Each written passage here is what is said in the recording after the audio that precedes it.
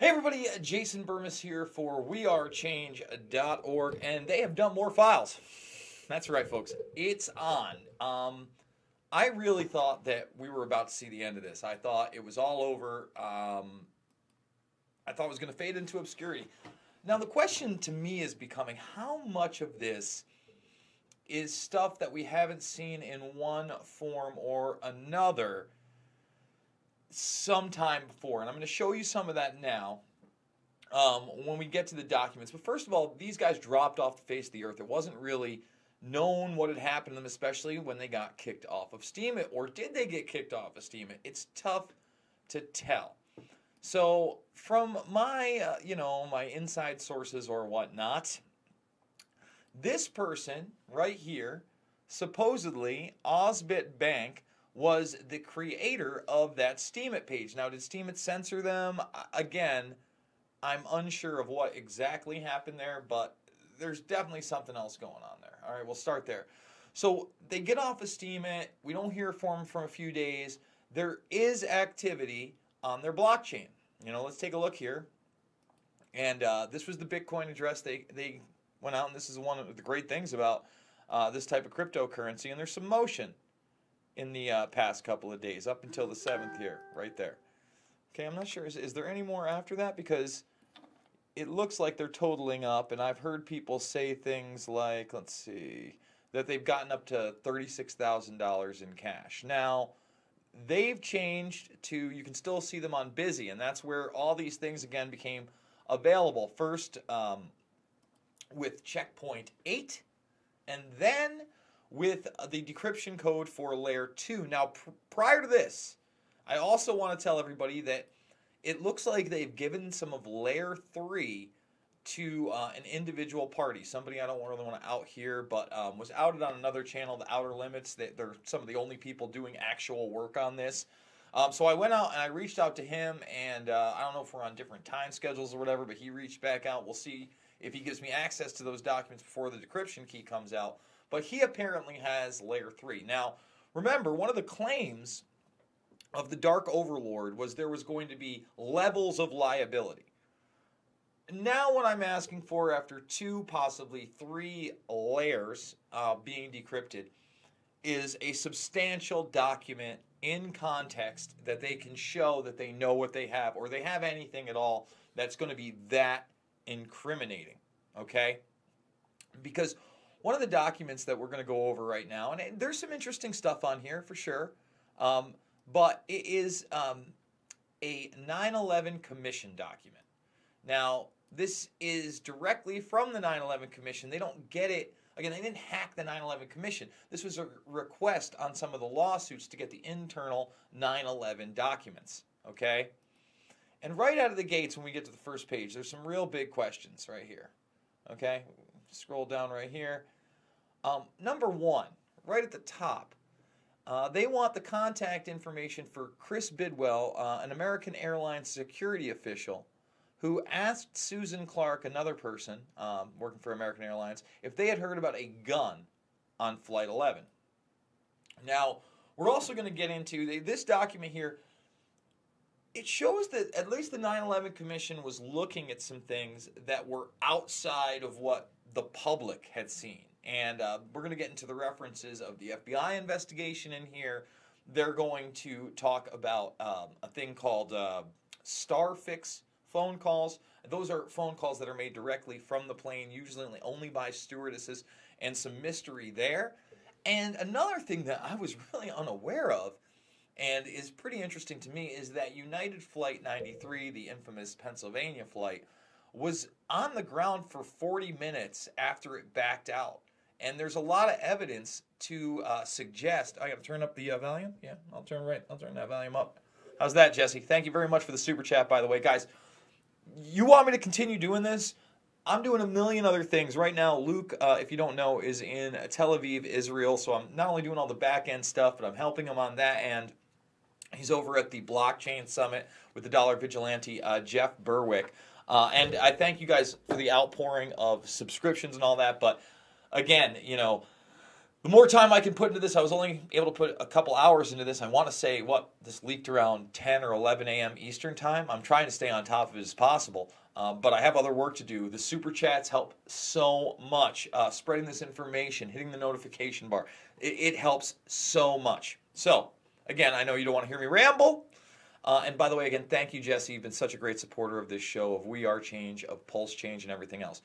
Right here at the very top. So what are they doing? And we actually have the document where you can see that there's a reply and that they indeed did give up some of this information. So right on the top, number one, Chris Bidwell apparently says that there may have been a gun on American Airlines Flight 11. I thought that was pretty interesting. Let's get to... Now, one of the other things that is really interesting to me about this is they're asking about the capacity of the planes. And that's something I've long talked about, that they were under capacity. They're also asking the question if it's possible that the hijackers bought up, or somebody associated with them, bought up other seats. Because it wasn't adding up that the planes were so empty. You know, it's something I've talked about a lot, but you can see it right here. Let's see. Incoming, outgoing calls. Let's see. Put in better quality. Man, there's a lot of explanation stuff here. I got to go down. Here are the requests for the tapes and transcripts of voice communications. Where was that? Let's see. Obtain that. By the way, this top piece right here is just American Airlines. So let's go down here. Let's see. Here it is right here. Information on why UAL 93 was late departing from Newark. And when you look at the Starfix calls, and by the way, I'm going to be cross-referencing this with some public information as well that's already been out there. And I want to read an excerpt, especially from this one book I'd never heard about. Let's go to it over here. And it's a pretty crazy book. It's called, let's find it. Oh, that's not the browsing data there. I'm sorry, we're going to reference Fabled Enemies a little bit here in this. It's Hijacking America's Mind on 9/11, Counterfeiting Evidence, and it is by, boy, I've got to really zoom in there to tell you, Elias Davidson. Now, why am I going to read this? Because it references the possibility of a gun on the plane. Okay? So I know there's been so many people out there going, oh, you know, Jason, the planes that were used in the hijackings, this is all fake. Rebecca Roth, she's already analyzed all the phone calls, and they're all fake. I don't know that to be true. And I've listened to a lot of the phone calls. One of the phone calls I'd love to hear, which I don't know whether we're going to get a transcript, but there's definitely a lot of questions regarding it, is a call from Lee Hansen, I believe, or it's Peter Hansen to his father, Lee Hansen. And apparently, according to her, this is the one that references 8 or so hijackings and a gun. Now, in a lot of these calls, the pilots are stabbed to death, people are stabbed to death in first class. There are no reference of guns, just mace. So I want to read this excerpt. And this was taken by Mark R. Policastro. This is from UA 175, and he's the one that took this. And it's really odd because apparently he was separated from another person. We'll get into it right here. But this is a note, because this is a handwritten note by him that she was able to get her hands on. I was working on the Starfix desk at 0555 on 9/11/01. I received a call from a flight attendant claiming he was on Flight 175 from Boston to LAX. He informed me that the flight was in the process of being hijacked. He also stated that on one flight, attendant had been stabbed and both pilots had been killed. He stated his name. He hung up before I could ask to hear it again. I then told my shift manager everything I had just heard, and he took over. Now, on November 21st, 2003, Policastro was interviewed by staffers of the 9/11 Commission. So, that's another big reference here. We should be looking for this person's testimony somewhere in these documents. By the way, it was a 3+ gig dump today. 3+ gigabytes were dumped. It's not going to be very easy to find this. But What we are finding is cross-references, material that was not available. Again, you think a smoking gun is just going to pop up out of nowhere? Absolutely not. But again, we're going to continue here because it's very interesting. So he gets interviewed by the 9/11 Commission. In this interview, attended by 3 airline lawyers. Okay, and remember, there are a lot of lawsuits. There's a lot of lawyers going on. Policastro said he was working the night shift from 9 p.m. to 6 a.m. Pacific time. He was getting ready to leave at about 5:55 a.m. when he received a call. Per standard procedure, he immediately asked for the flight number. The man on the phone told him it was on UAL 175. It was a flight attendant because Starfix calls are always made by the attendants. Maybe that's not the case here. Could be a special case, but that's what he thought. And what he says later is just, he doesn't think it's real, apparently. At least in one of these interviews, he said the person's voice was so calm that he just didn't think it was real. And we've seen that before on these calls. There doesn't seem to be a sense of urgency or people being frantic. Betty Ong, we only get to hear one half of that conversation that's public. It was supposedly a 20-minute phone call. I would expect that we have all 20 minutes of that. Again, why not release it to the public? Is it going to be released to the public? These are large files. Are we going to start getting audio files? I've been searching for video files. I'm not seeing them. A lot of these are WDN and WDM files that you need other programs to open other than Office. Obviously, the PDFs are pretty easy to go through, but again, I need your help. We're going to get back to this Starfix call. So, Policastro did not immediately recall the name, but when the list of male flight attendants from 175 was read to him, he thought he was probably Robert Frangman. According to Policastro, the caller told him the plane had been hijacked, both pilots had been murdered, and a flight attendant had been stabbed. Furthermore, he believed that the hijackers were flying the plane.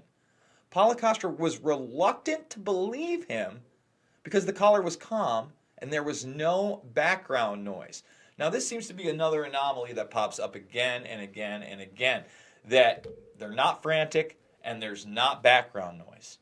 I'm not judging that one way from the other, but it is extremely odd that American Airlines and the FBI, one of which, even in the 9/11 Commission, we're going to read the thing, they're wondering who tried to cover up what here.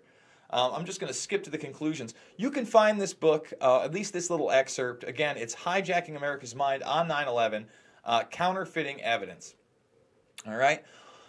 So here's her conclusions, and they're pretty startling. I want everybody to read this for themselves. Phone calls from these 3 individuals on flight UA-175. Peter Hansen, again, we don't have Peter Hansen's phone calls. Brian Sweeney, you can listen to. He's calm, but he doesn't think things are going well. I've listened to that one. And an unidentified flight attendant, again, we haven't heard that one either, as far as I know. Were received at the ground. None of the callers described the hijackers or how many hijackers there were. None of them described how the alleged hijackers broke into the cockpit. Those who mentioned hijacking and stabbings did so in passive language, suggesting that they did not personally observe the action. The only mention of mace was made by Peter Hansen. But again, Betty Ong, I don't believe is on this plane. I believe she's flight 11. Yes. So again, she speaks a mace, or not being able to get into business class or first class, and that everybody apparently had been brought into the cockpits. And apparently, again, that phone call ends when the plane crashes. There's a lot of questions about the first plane that hit the World Trade Center, video evidence and otherwise. But, Ong seemed somewhat legitimate. Now, here's, again, the interesting part about that Lee Hansen-Peter Hansen exchange. And again, I can't, folks, if the Peter Hansen call is out there, let's find it. Let's put it in the comments section. Hit me up with it on Twitter. Let's see. The only mention in the mace was made by Peter Hansen, though it was not a definite statement. 4 details initially mentioned by Lee Hansen. Now, this is his father. Shooting a stewardess, the hijackers talking about 8 hijacked planes, hearing a scream in the background, and that the plane was still on the ground when the call was made. That's really interesting. Again, it wouldn't make sense that the plane would be on the ground when the call was made. But then again, we look at the documentation that we're getting the request from the 9/11 Commission report right here. And if I type in United 93, remember, they're looking for all the notes. Let's find that right down here. We're getting there, folks. Give me one moment. I'll type in 40.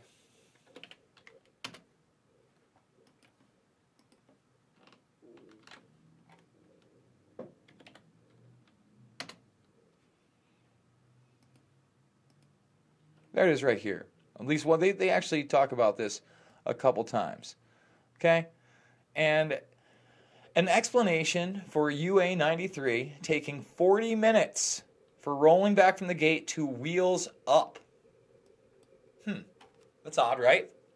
Now, we know we had multiple hijackings, at least from the air, that were not these 4 hijackings. We had them coming in out of Alaska. We had them across North America. There were a ton of quote-unquote phantoms from the drills that went on throughout the entire attacks. We go over that in Fabled Enemies. But with this information, and also some information with these guys requesting,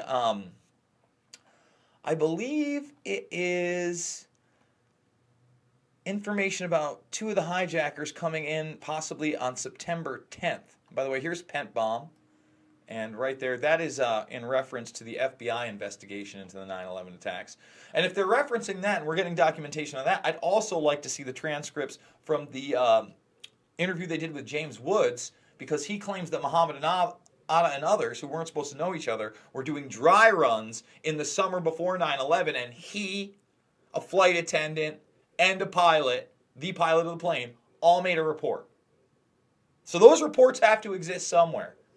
And will they come up here? I don't know. Here they're asking for seating charts.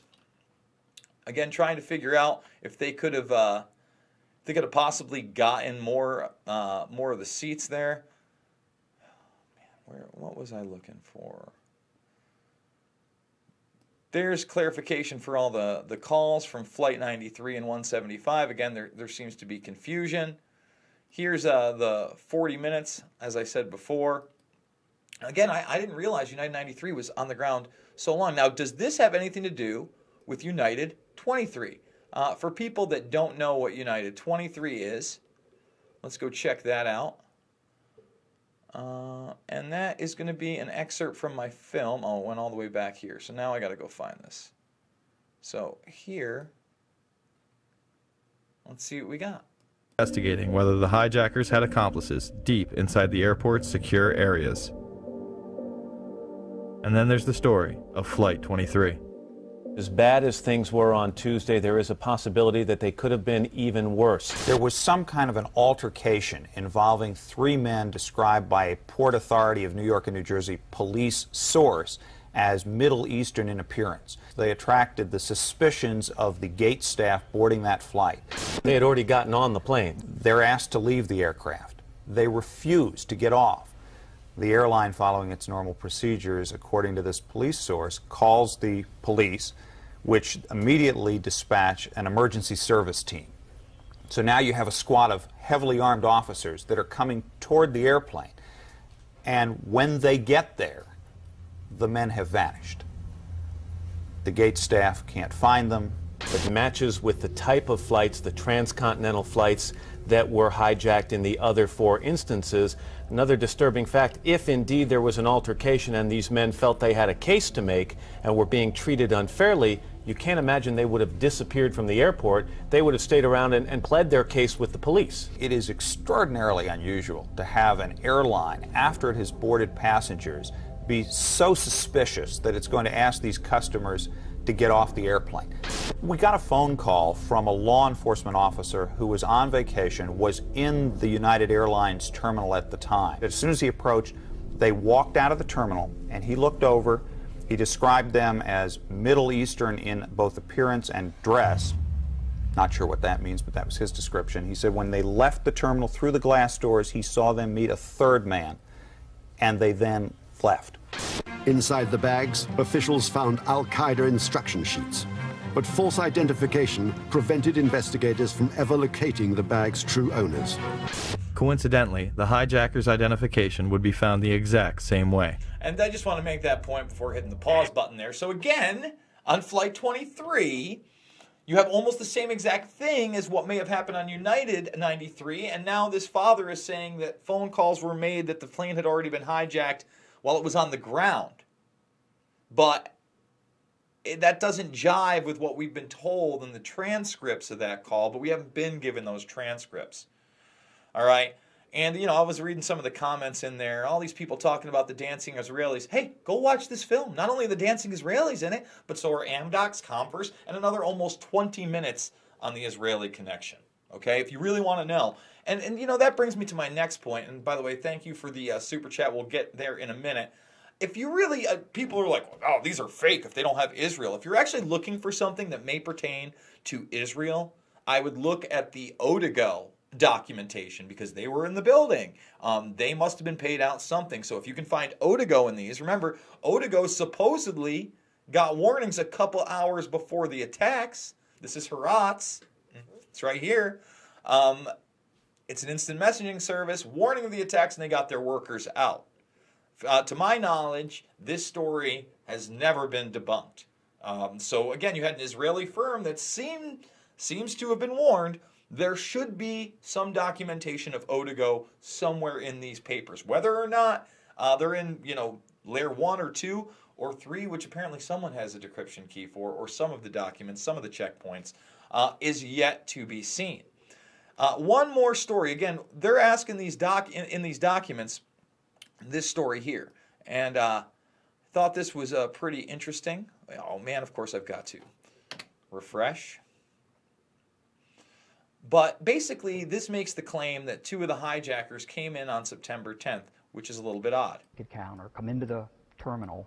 The check-in did not go smoothly at first. At the time, we were asking questions. Did you pack your bag yourself? Has it been out of your possession? We got them checked in. I made them selectees because one did not have proper ID. The other couldn't answer the questions. And it wasn't until the next day that they were calling a bunch of us back to the airport. People weren't looking at me. It was really an odd thing. I said hello to people, and they were like, they want you down in the general manager's office. I literally ran my hand down the manifest. There were 2 names that popped out. It was 2 brothers, and I just looked, and I totally remembered the transaction at that point. I remembered everything, and it's just like a cliche. And I said, I did it, didn't I? You know you did everything you were supposed to do, but still that guilt. But again, what guilt? If they were trying to get a plane on September 10th, how would that have coincided with these attacks? Doesn't quite jive, does it? Doesn't quite make sense. And to show you that that, again, is being referenced in these documents, we'll type Dulles.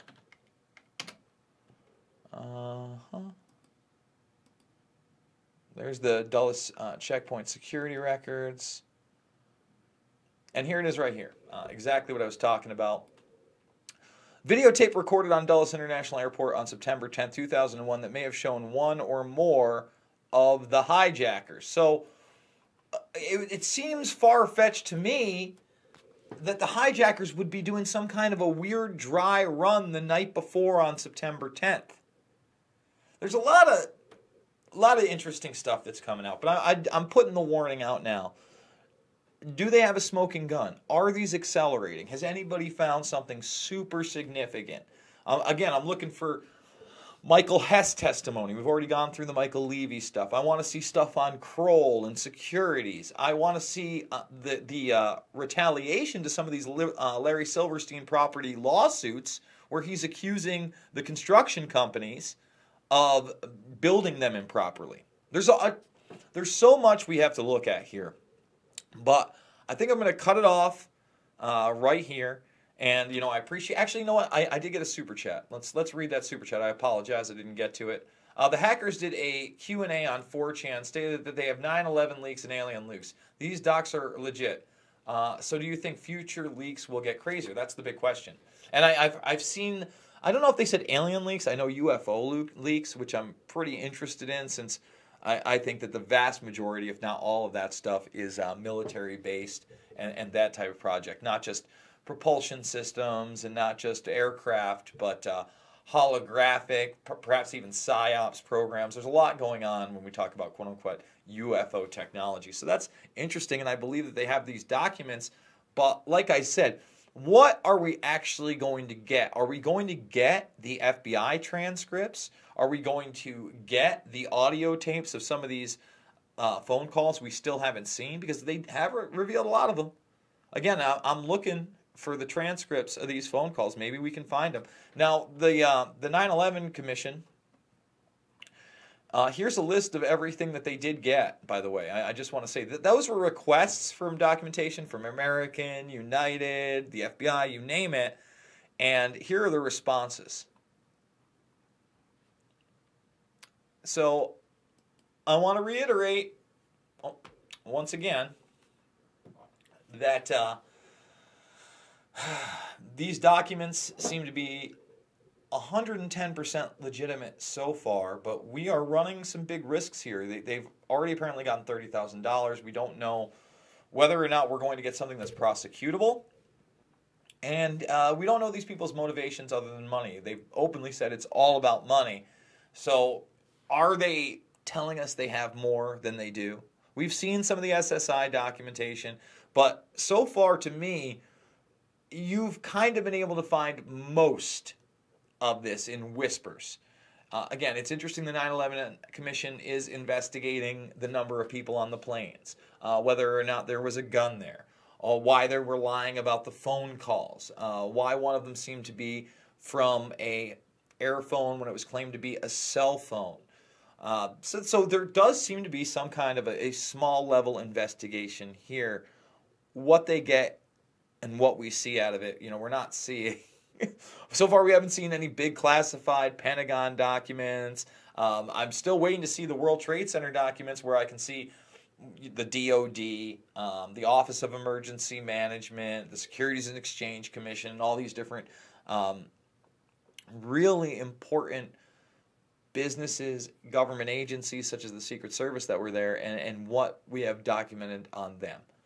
So, guys, thank you all again. Remember, hit that like, share, and subscribe button. Follow me at Jason Burmis on Twitter as these things develop, and I will keep you involved in this stuff. And as always, everybody out there, be the change you want to see in the world.